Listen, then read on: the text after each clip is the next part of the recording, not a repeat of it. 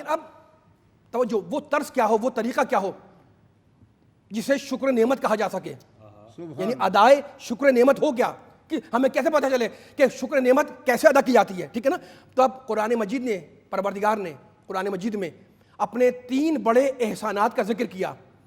कुरान मजीद में अल्लाह ने अपने प्यारे हबीब का जिक्र करते हुए अपने 3 बड़े एहसानात का जिक्र किया। तवज्जो फरमाइएगा, जुमले के ऊपर पूरी गुफ्तगू का खुलासा आ रहा है। इरशाद फरमाया, अलम यजिद का यतीमन फआवा,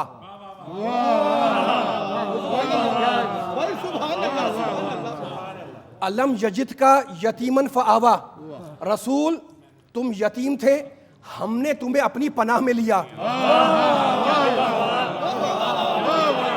ये पहला एहसान, ये पहला एहसान, अलम यजिद का यतीमन फआवा, रसूल तुम यतीम थे, हमने तुम्हें अपनी पनाह में लिया, ये पहला एहसान है ना। इंसान को बेदार तो हो लेने दो, हर कौम पुकारेगी हमारे हुसैन।